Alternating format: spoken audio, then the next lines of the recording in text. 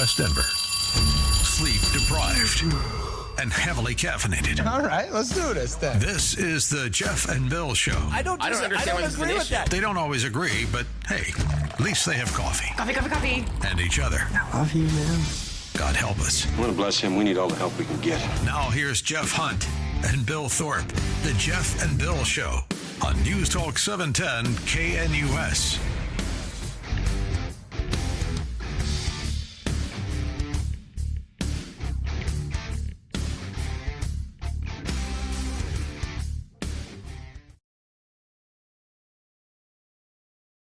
It is 6 a.m. in the Mile High City on this Monday, July 21st, 2025. Good morning, Denver, Colorado. You've tuned in to the Jeff and Bill Show, News Talk 710 KNUS.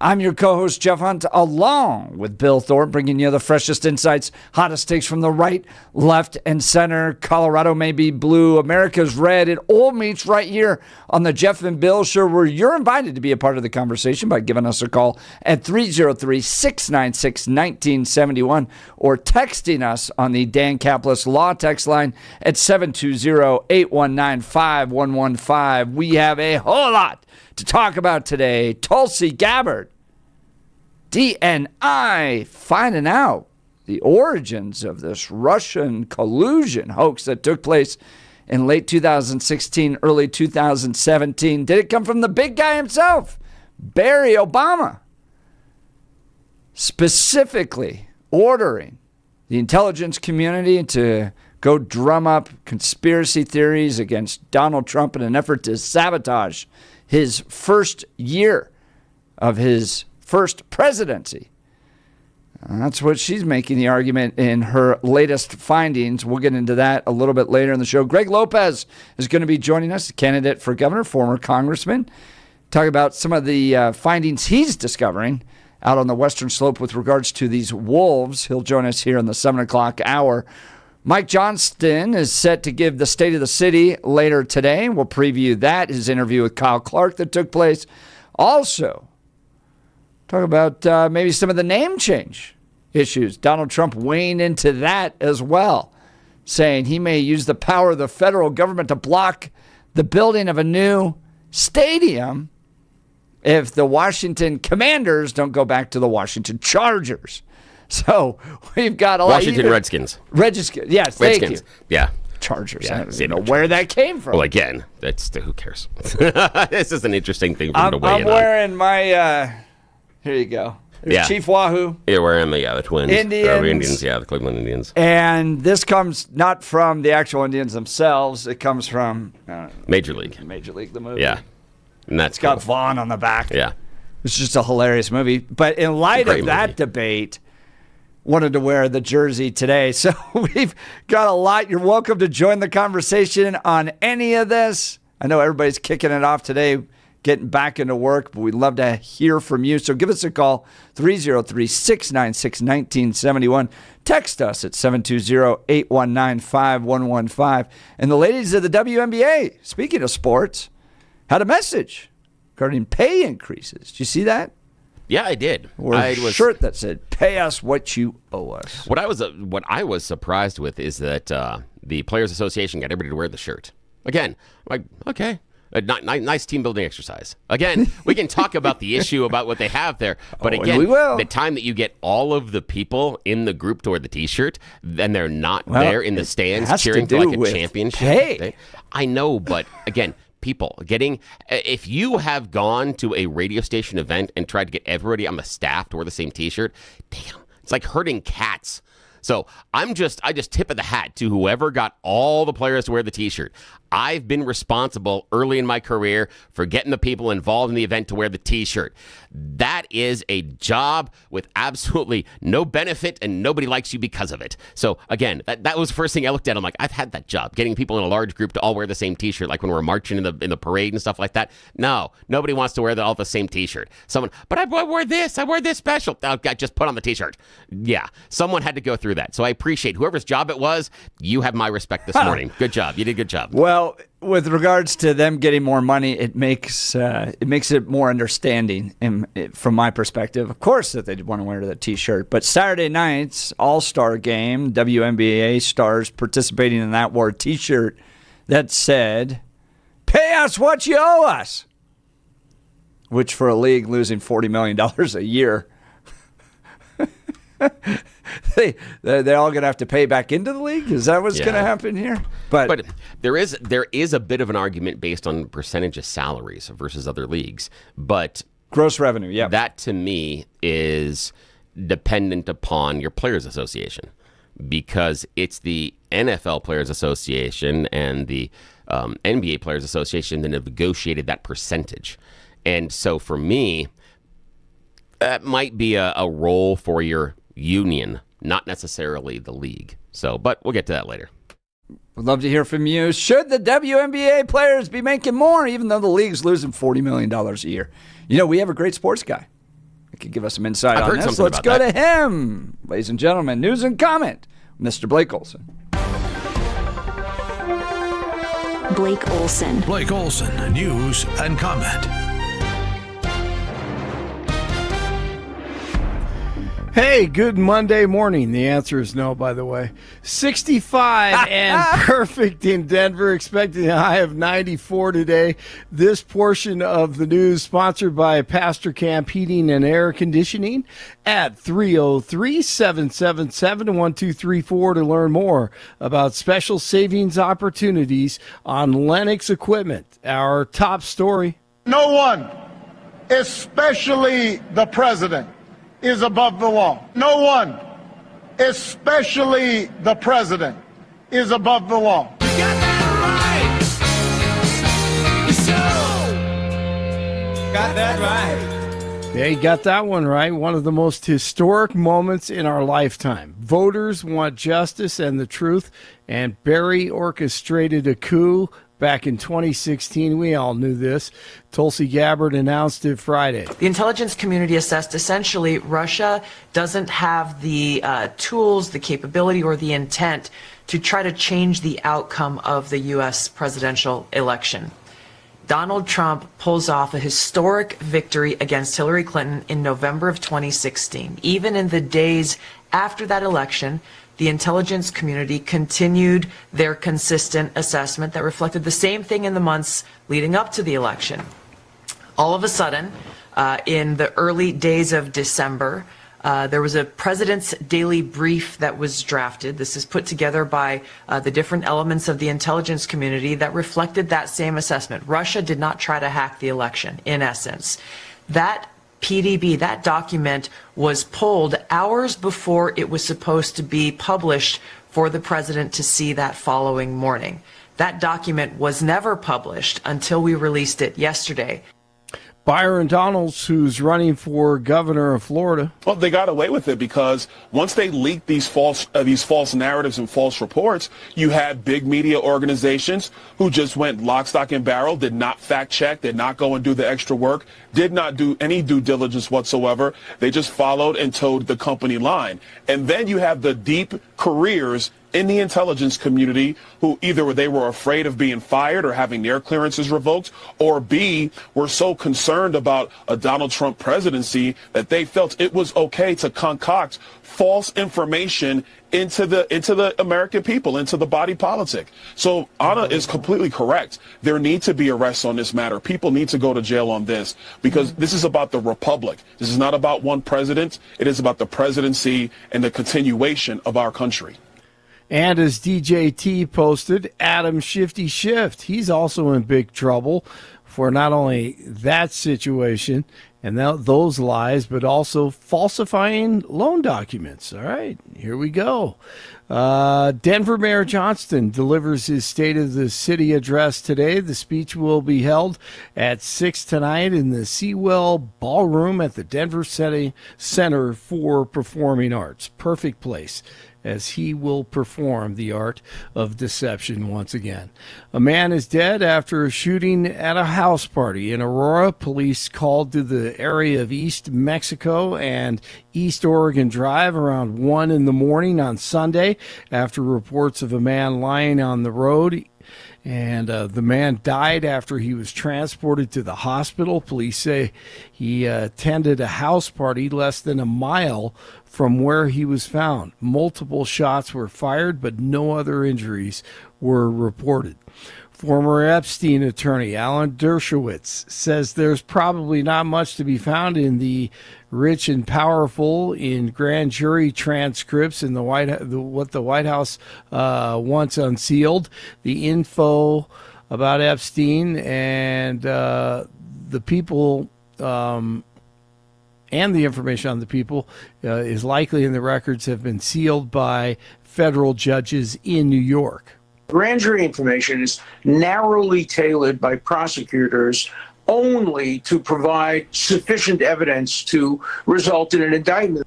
Epstein died, of course, in jail 2019. They say that he killed himself while awaiting a trial on sex trafficking charges, of course. If you want the best insight to all of this, check out Tucker's interview last Friday, 2 or 3 days ago.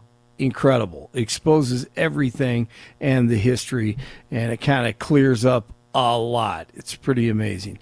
If you happen to be flying from DIA to Alaska this morning, Alaska Airlines is back up and running after a ground stop for all flights. Alaska requested the ground stop late Sunday due to what it said was an IT outage. The move impacted more than 200 planes. Lefty Jason Crow says he won't let this administration deter him after he was denied entry into the ICE detention facility again in Aurora. He says it's a violation of federal law preventing him from entering, and that he's regularly conducted oversight of the contact facility. He added the 47 administration has tried to intimidate other members of Congress from doing their jobs, and he'll work to hold the White House accountable. Dun, dun, dun. All right, Kerr County, Texas officials report that most of the 100 initially reported missing after the floods have been found safe, but 3 remain unaccounted for. The Cram Fire in Central Oregon is the largest in the nation right now, with nearly 100,000 acres burned. And the CEO of the data tech company Astronomer resigns after the kiss cam moment at the Coldplay concert. It goes viral, showing him with the company's HR chief instead of his wife. Tens of millions have viewed the video, sad for his wife and his kids. They have to go through all this garbage. But he has resigned. Did it to himself. Yes, sir. And that's what I feel horrible for his wife and his family, his kids having to go through they'll all make that. out okay in the divorce. This guy has plenty of money, but yeah, I mean, on the embarrassment I front, don't care about the money. I mean, family's broken up. It's horrible. Yeah. And they have to live the rest of their life. Remember that stupid video, that guy, that CEO? And they got to live with that garbage. And so, no, they'll be fine. That guy will sell his first interview to people for $250,000. Yeah, they'll make a lot of money. They will, but unfortunately, he's the DB dad who did it. All right, the Twins over the Rockies, 7-1. Cards in town tonight at 6:40. And Scotty Scheffler has his Open Championship and the third leg of golf's Grand Slam. And Scotty Scheffler continues to dominate. Wins the British Open, 368. His fourth career He was major. the same guy that got busted by that cop, right? Yes, yeah, that whole fiasco. That was just stupid. The whole thing was just dumb. Did that guy get fired? Did that? You know what? I think he received disciplinary action. I don't think he'll be doing any more PGA tournaments. You drove around a cone. Yes, exactly. It was dark, and I mean, it's just so stupid. The whole thing was ridiculous.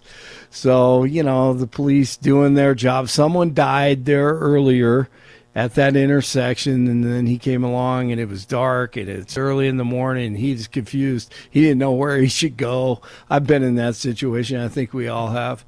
So, yep. Scheffler wins again. 63 in Lakewood, 64 in Lone Tree, 65 in Denver. Jeff and Billy continue. It is Monday morning. Blake Olson, News Talk 710 KNUS.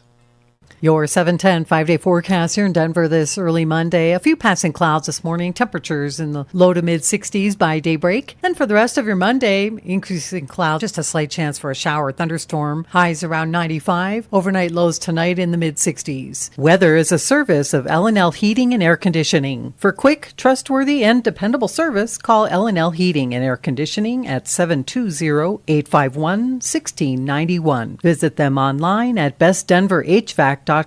That's bestdenverhvac.com. You'll be comfortable with L&L. I'm meteorologist Patrice Sutter in the 710 KNUS Weather Center. Wake up, Denver. There's no better place to start your morning than IHOP, where the pancakes are fluffy, the coffee is hot, and the smiles are endless. Wednesday, August 27th, join Jeff and Bill as they broadcast their show live from IHOP at 1595 South Colorado Boulevard in Denver. You're officially invited to be part of the excitement. Come grab your favorite breakfast and watch the Jeff and Bill Show in action from 6 to 10 a.m. Don't forget to try the special Jeff and Bill breakfast. Pancakes, any style eggs, and crispy bacon, all for just $7.10. It's a deal as good as their hot takes. All they need is you. Bring your appetite, bring your friends, and kick off your day with great food and great conversation. See you Wednesday, August 27th at IHOP.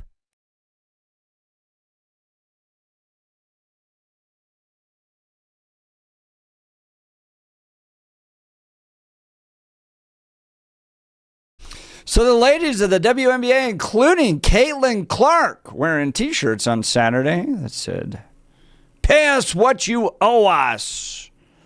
It's part of a tense collective bargaining agreement taking place.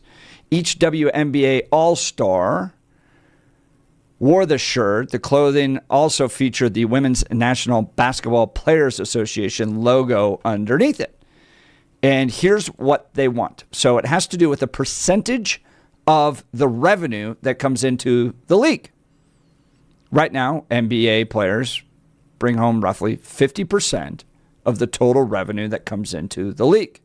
The ladies of the WNBA bringing in about 9% of the total revenue that comes into the league.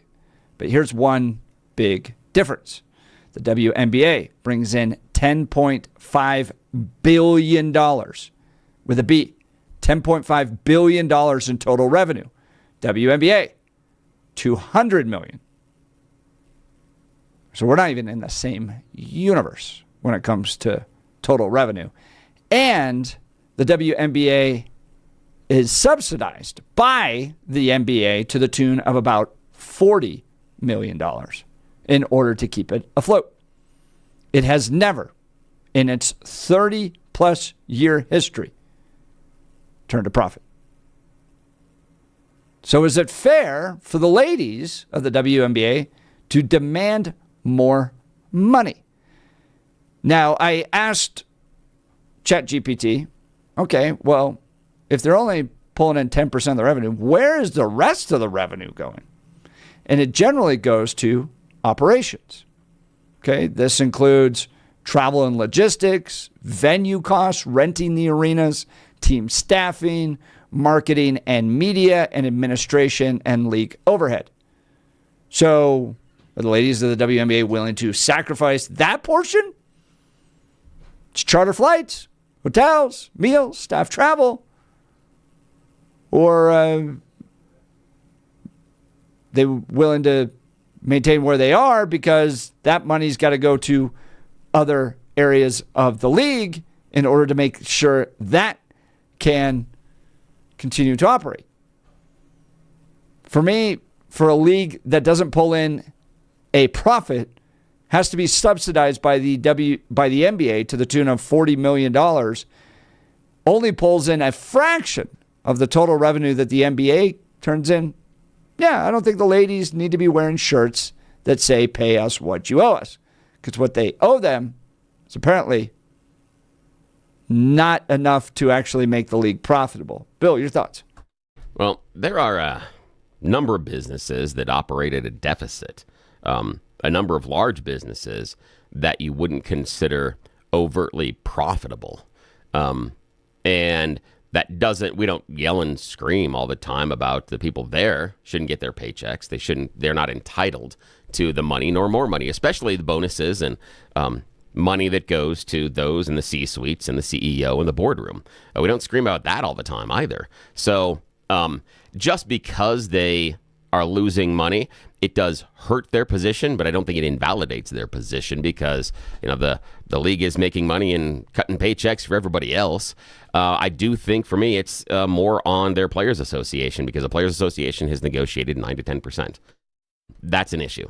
Your Players Association needs to negotiate for a larger percentage of that. That's where that comes from. So I understand what they're doing, and I appreciate the sentiment. Then here's the thing. I do think that if I was part of the players' union, I would make some accommodations. Now, it's not going to pay everybody a lot of money, but charter flights. That would be one that if I was in the league, I would be talking to my teammates about that. And here's the reason why. Because I understand it is less convenient and less comfortable and harder to travel with the general population. However, for me, that's the marketing opportunity. The fact that I'm in the airport. Put the girls in the airport. Yes. I want to sit there and have the little girls that are also flying on the plane come up to my teammates and sign and ask for autographs, want pictures. Hey, I was on the same plane as these players. I want them to have to walk by my players when we're all in first class. Yes. Am I going to have to buy out most of first class? Yes. I'm probably going to have to. Will it make things a little more difficult? Yes. Probably will. But that's where I would look at is I think there needs to be a little more outreach. So that's where I would go with it. And, you know, I would look at things like what is the level of hotel? Are we going singles? Are we going doubles? That's the idea too, is are there any, and again, none of these things are going to allow these players to get salaries that are comparable to what you have in the NBA or the NFL. But I think that's a trade-off that you have to do. I know people that have negotiated contracts where it's like, okay, we will forego this next 3 years raises in order to make sure that you shore up the pension program and you don't increase healthcare insurance. Those are negotiations that are taken. These people that were in this union wanted and could use the extra money, but they trade it for something else in the future. That's what I would look at. This is, to me, an NFL Players Association issue. But I understand why. When you're looking at 9% of the league, however, the other thing is that I've seen these leagues, not saying that they are going to be the most efficiently run as far as a business.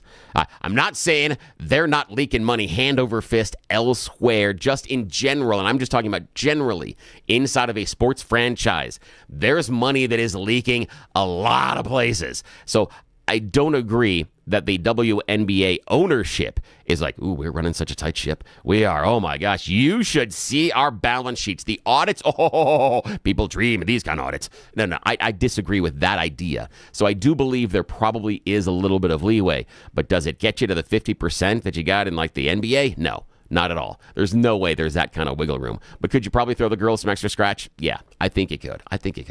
Well, from my analysis, looking at this makes Caitlin Clark all more important to the entire operation. That's a really good point. Right. So the WNBA has been around for nearly 30 years. 1996 was when they were founded, so they're coming up on their 30-year anniversary. Never never made a profit. Now, I understand some companies like Uber have barely squeaked out profits recently. Yeah. They haven't been around for 30 years. They've been around maybe 15 years. But the WNBA, 30 years, never made a profit. All of a sudden, with Caitlin Clark coming around, now you got television revenue. Now you've got corporate interest. Now you've got the likability factor. This gets into the what Michael Jordan did for the league. Because if you remember the NBA prior to Michael Jordan, you had Magic Johnson, you had Larry Bird. One of us was alive during that time. Yeah, I remember that. Right. I remember. Right. I remember watching NBA before Michael Jordan got into the league. Yes. Yeah, I remember. It was more like rough around the edges. A little right? bit, but again, Magic and Bird came in pretty close before. Yes. Michael. Correct. And Magic and Bird changed it, and for my money, it's really David Thompson, Dr. J, people like that elevated where the game was going, and Magic Johnson ran with it. And of course, you have before that, you can't forget Kareem and Lou Alcindor. So Correct. he changed it as well. So yeah, there. But then lands this guy that is just a supernova of corporate marketing. Oh yeah, and that's Michael Jordan. Yeah, right. It's the McDonald's. It's the Nikes. It pushes brand marketing for an athlete, and it all had to do with likability and skill set. Yeah, right? It was that combination. You had Spike Lee, who was a lifelong New York Knicks fan, promoting Air Jordans. Right. Saying it's got to be the shoes. This is a Knicks fan. Spike Lee will fight you in the street about the Knicks, and he's promoting a player for the Bulls. That just in and of itself is shocking. But you have that unique combination of likability and skill set that in the amount that Michael Jordan had it was so different than any other player. Because you can have some great players, kind of likable. Yeah. You have some really likable players, not that great. With Michael Jordan, you had both. Caitlin Clark brings that to this league, and yet it seems from my perspective, I don't watch the WNBA, but from what I see on social media, is that they're just beating the crud out of her. Oh, yeah. In some ways they are. They're going hard on her. And the other part is that I find a parallel in the growth of Major League Soccer. Major League Soccer struggled and struggled. However, Major League Soccer, in my mind, had an opportunity that the WNBA does not. And what I mean by that is international superstars. The Major League Soccer didn't become, I would say, viable in America until you started getting superstars that were not done, that still had a few number of years. Because originally there were some stars that would come over, but they were in the last year and a half. They had nothing left. And for me, it was the earthquake of David Beckham joining the LA Galaxy. That made it okay. He's coming from Real Madrid. He's one of the Galacticos. And he says it's okay to come and finish your career in the MLS. That changed everything. After that, we get people like Ibrahimovic coming over. You get people that come over that are absolutely spectacular stars saying it's okay to come over here. And that's the reason why when David Beckham invests in Inter Miami, you then eventually get Lionel Messi playing for Inter Miami, and you get the MLS team making its first ever win over a European club recently. So that's spectacular, but the WNBA can't do that. The WNBA can't go out and find, the Caitlin Clark does create their own Michael Jordan, but what they don't have is the ability to bring in international stars to give the league more credibility. That's what the MLS was able to do, and now the MLS has a decent amount of credibility in the nation, but that was decades and decades and decades. That's 30 years in building, more or less. Kind of the same thing, but the WNBA doesn't have that cheat code. It's got to be homegrown talent, and that's harder. Here's what Caitlin Clark has done for the WNBA. In the 2024 season, WNBA average attendance jumped from about 6,000 to 9,800 fans per game, a 48% increase. 48% increase. Clark's games, especially the Fever home matches, continually began routinely hitting 1 million plus viewers, revitalizing their TV ratings. A record-breaking 2025 preseason Fever game at Iowa drew 1.3 million viewers, surpassing most NBA preseason games. Here's the economic impact. Analysts estimate Clark contributed around 26 to 27% of the entire WNBA's economic activity in 2024. One player brought in a quarter of the entire league's economic activity, which includes ticket sales, merchandise, and TV value. Conservative estimates show she generated at least $8 million extra in ticket revenue alone during her rookie season. Her presence helped fuel a league-wide surge. WNBA revenue jumped towards $200 million, enabling new sponsorships, the $2.2 billion media deal, and expansion into richer markets like Toronto and Portland. It's revigorized local markets, sponsorships, boosting franchise valuation and expansion, and merchant endorsements. Fever jerseys top sales charts, according to the WNBA merchandise, spiked 500% in league sales, fueled by Caitlin Clark's #1 jersey. Major commercial deals, $28 million Nike contract, signature Kobe shoe line, numerous other endorsements tied to her star power mirrors cultural icons likened to Taylor Swift. And then they're going to let her get elbowed in the face by other WNBA players. I don't know about cultural impact. That's got to love like Taylor Swift, but that's got to. If you're the commissioner, you got to send a message down. All right, I understand you want to play rough, but you end her career with some type of injury. But again, you as the commissioner, you can't go, oh well, everybody else can take hard fouls except for her. You can't do that. Yeah, you can. No, you can't. Why not? Not and still be respectable. You're going to create. You're kind of worth it to us, so you can get beat up a little bit more than the rest of us. So then, the following year, should you then create a salary structure and say people making above this salary only get called for these fouls? People below the salary structure get called for these fouls? People that make above this don't get called for traveling? I think you can send a message that just says, all right, we're not going to take this player out. I mean, if you're going to injure Caitlin Clark to the point where she could lose the rest of her career, she's done, she's out, the amount of financial impact that would have for the WNBA is astronomical compared to any other player. Here's the problem. So I think, you can play tough, but you can't take her out. No, and here's the problem. This is the problem that I think there is a fundamental, I would say, mindset issue inside of the WNBA that some of these players do need to start appreciating. And it's the mindset, and I hate to say this, it's the mindset of professional wrestling. And this is the idea that we are both out there and we are both trying to feed our families. That's exactly right. We are both trying to pay our bills. This is a business. Yeah. So if I can come at you hard, but if I come at you so hard I am injuring you, I am preventing you from being able to pay your rent, pay your car payment, and put food on your table. That's not okay. I'm perfectly fine with playing hard. I'm perfectly fine with hard fouls.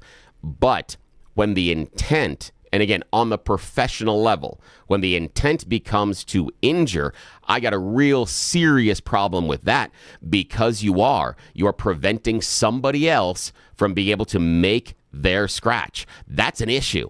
And that's where the WNBA, players need to talk about this, that we can go hard at Caitlin, but if we hurt her, that's not fair because you wouldn't say it's okay for her to come out and do like, the kid thing where you have one player on the other team, someone gets on their knees behind him, you come over, you push them over and they fall down backwards. You wouldn't say that's okay on the basketball court because it could potentially injure the person and prevent them from playing, but you're coming out there intentionally to try to hurt them. That's the issue, is more of these players have to understand that hard fouls are okay, but taking anybody off the court, including Caitlin Clark hurts their ability to pay their bills. That's not okay.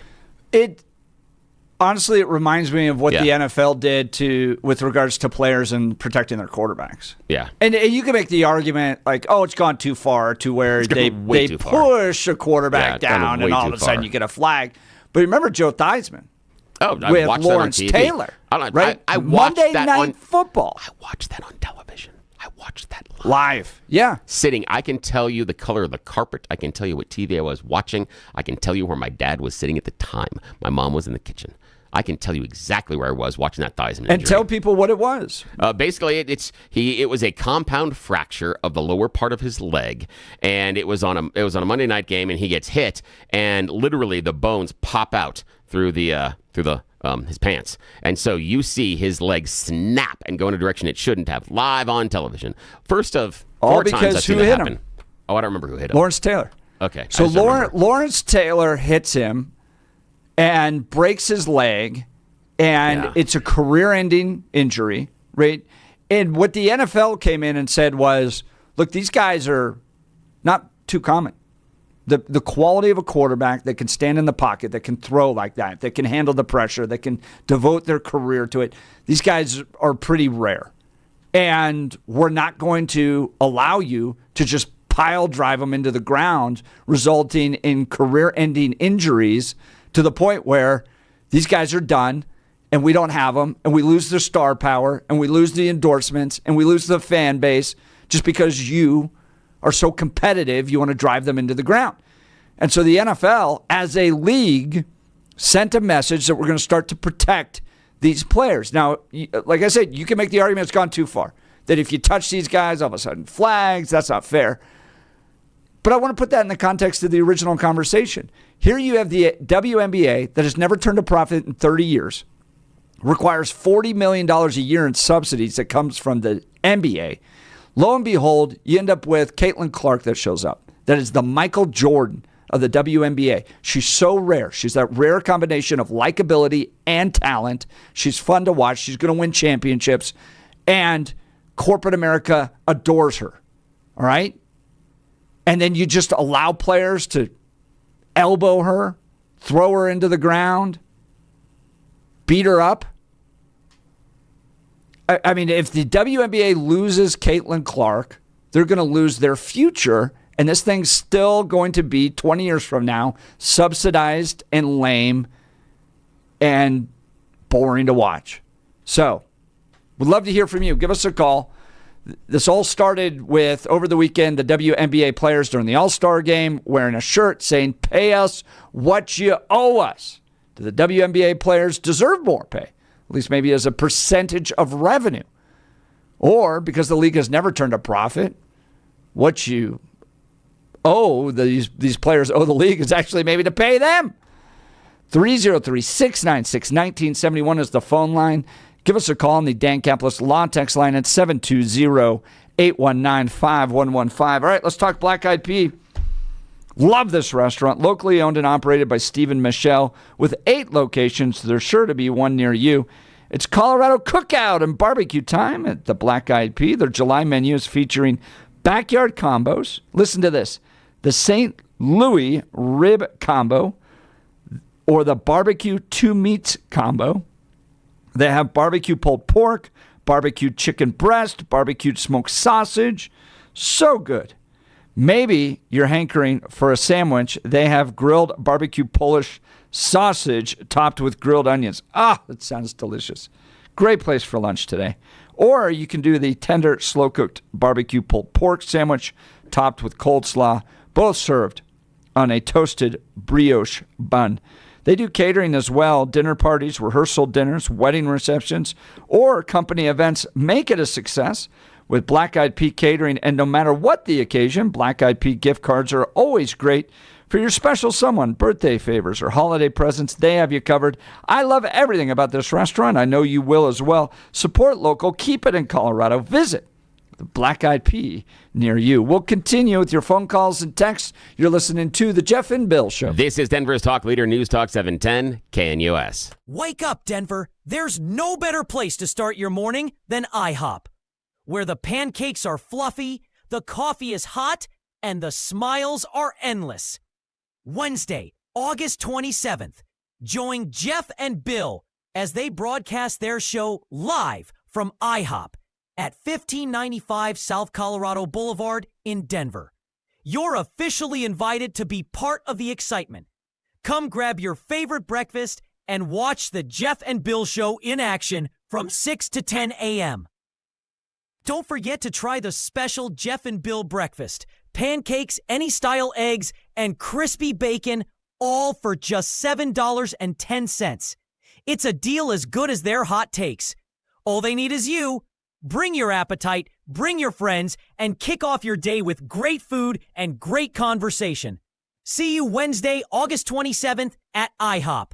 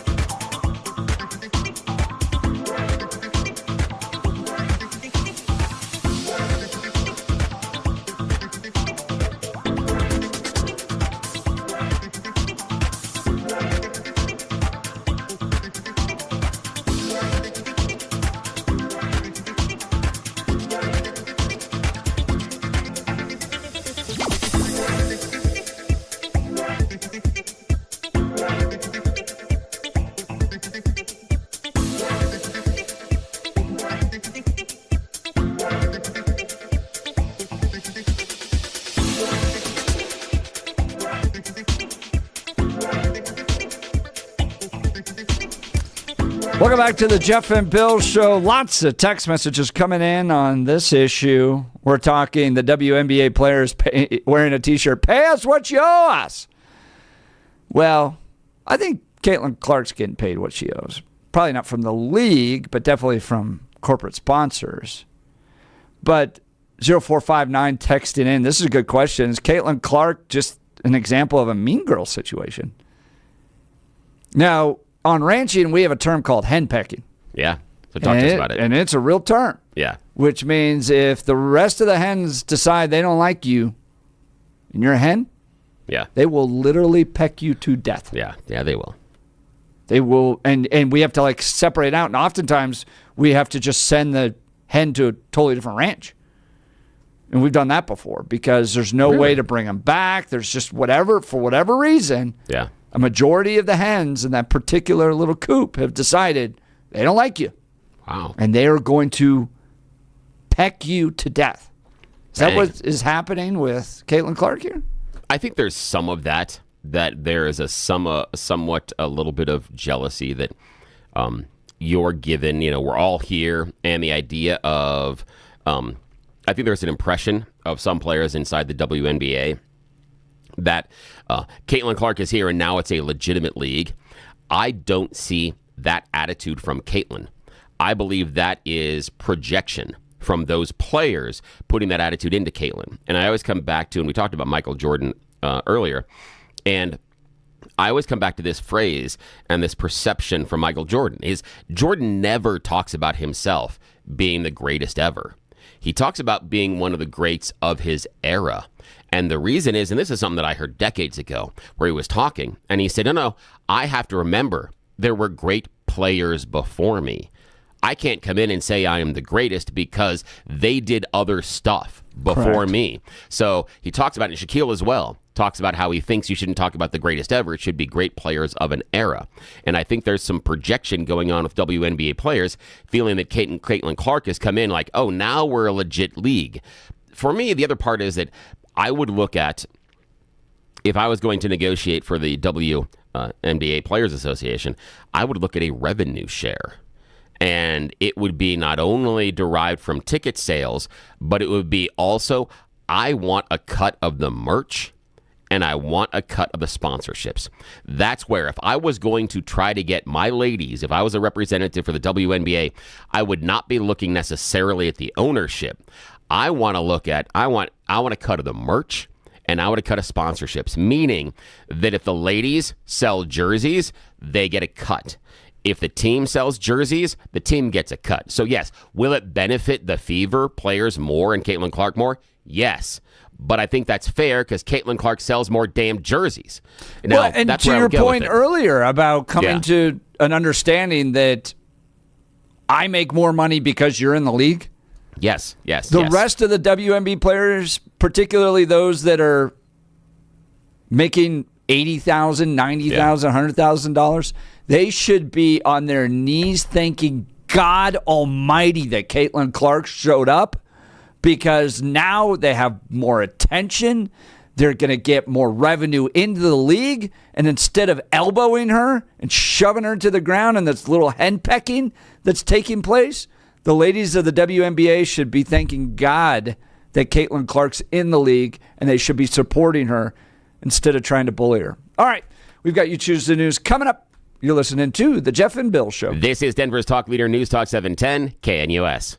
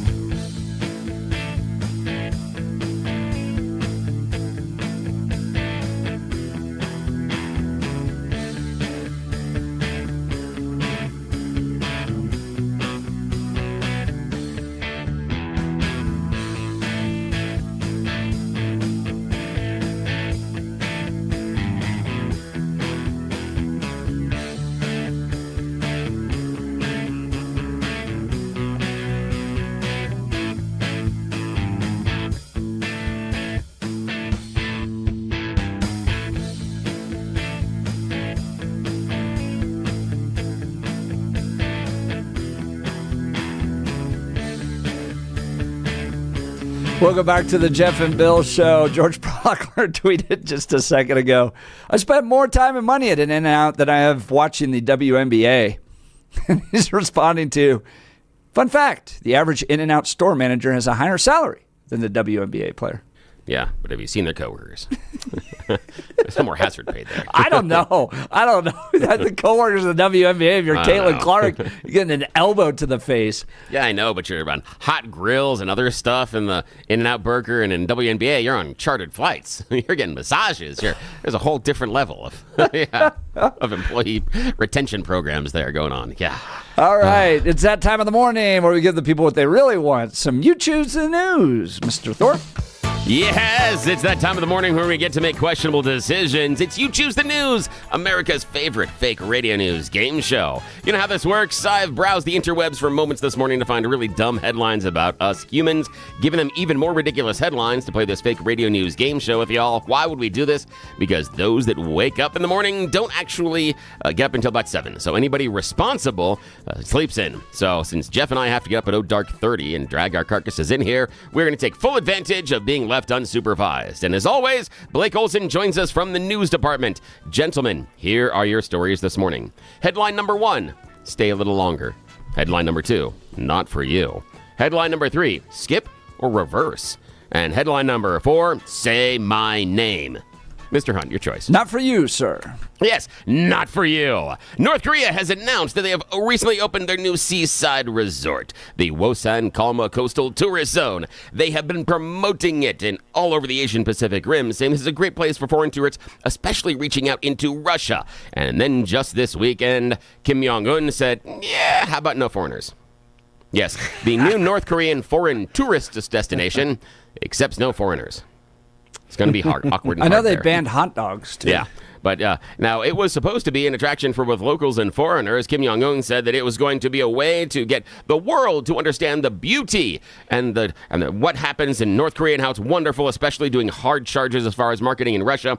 And then this weekend, they're like, maybe not. Maybe no foreigners. I'd love to have that job. That's weird. That's really weird, though. I mean, again, I'm in charge of foreigners, and I've been told by the esteemed leader of the country, no foreigners. Yeah, no foreigners. So I'll just be collecting a paycheck, hanging out at home. Or maybe he's like, that's it for you, gulag now. There you go. Okay, now, okay, Blake Olson, question for you, sir. Which headline do you choose? Stay a little longer, skip or reverse, or say my name? Something the WNBA does a lot. They skip and reverse and travel. Skip or reverse. Here we go. For many Americans, casinos had a new look. If you ran through the Palms Casino Resort this past weekend, there was a takeover. Now, we have many images of James Bond-style sophistication, high roller strategies in those casinos. But at the Palms Casino this past weekend, you could walk away with money by playing Uno. Yes, the Palms Casino opened the Uno Social Club just off the Strip this past weekend. Now, the popular card game is owned by as many as estimated 80% of American households. They've dubbed it America's favorite game, but this new Uno Social Club is kind of a pop-up idea that the makers, Mattel, are hoping to make a feature in other casinos. They have things like Uno Golf, where you match cards by colors and numbers, but cards are laid out and you try to get rid of high cards and keep lower value cards. They have an Uno Teams. They also have Uno Show 'em No Mercy. This is what we play at my house. Game has a ton more cards and way tougher penalties and new rules will have players stacking, swapping, and drawing more cards. I was going to say, do you stack your plus twos? Sometimes. Depends on what rules we have. We also have a series of cards in which I found them at Walgreens a number of years ago. They're blank. You get to write your own cards. So we have about 12 different wilds in there that are punishing, to say the least. Hey, who wants to draw 12? We got those. Yeah. That's awesome. We also have one in which you get to exchange all your cards, but you keep one that you want. So you give all your cards to somebody else, and you keep one. I like that. Oh, yeah. I like that idea. That is a good one. Yeah, we have a lot of fun ones. So, yeah. Are you guys Uno fans? Do you guys play? Yes. Oh, yeah. I love Uno. It's a great game with kids. Excellent. The world would be better if we all played Uno. Yeah. Everyone. I'm not in the new Uno reverse is okay, but classic going classic with hard penalties is better. Okay, final choice this morning, Mr. Hunt. By the way, you got to love America. We'll export all the Mexicans, keep Uno. keep Mexican Coke, and we'll great. keep Mexican food. Okay, Jeff, stay a little longer or say my name. Say my name. Yes, say my name. An esports player has had to change his gaming tag as he's headed into the esports World Cup because his name was Hitler. Yes, he used the gaming tag of Hitler heading into it. Mick gets better. What team is he playing for? Oh, yes, that would be Team Aryan.